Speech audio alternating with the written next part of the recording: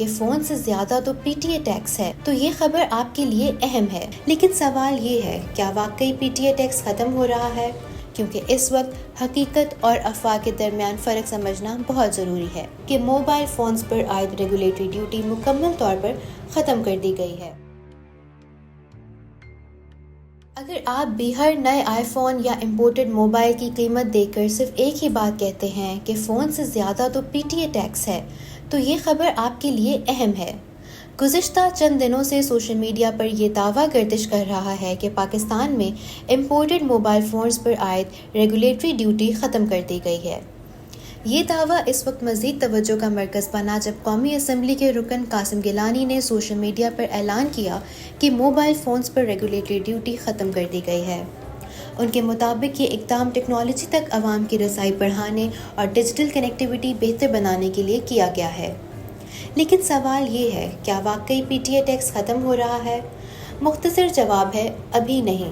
اصل معاملہ کچھ اور ہے۔ پاکستان میں امپورٹڈ موبائل فون استعمال کرنے کے لیے صارفین کو P T A registration, customs duty, sales tax اور دیگر ٹیکسز ادا کرنے پڑتے ہیں۔ اسی وجہ سے کئی فونز کی رجسٹریشن فیس خود فون کی قیمت کے برابر یا بعض اوقات اس سے بھی زیادہ محسوس ہوتی ہے۔ اب تک حکومت یا وزارت خزانہ کی جانب سے کوئی باضابطہ اعلان سامنے نہیں آیا کہ موبائل فونز پر عائد ریگولیٹری ڈیوٹی مکمل طور پر ختم کر دی گئی ہے۔ البتہ قومی اسمبلی کی قائمہ کمیٹی برائے خزانہ میں اس حوالے سے ضرور گفتگو ہوئی ہے۔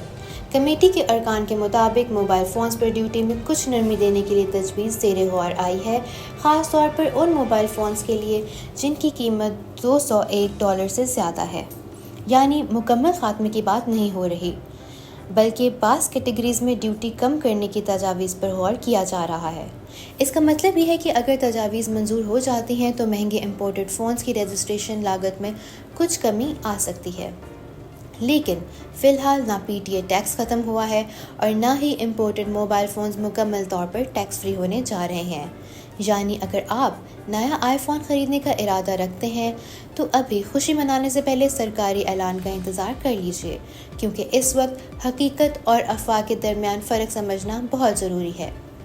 ایک بات ضرور واضح ہے، حکومت موبائل فونز پر عائد ٹیکسوں میں کچھ نرمی پر غور کر رہی ہے، لیکن مکمل خاتمے کی خبر کم از کم فی الحال درست نظر نہیں آتی۔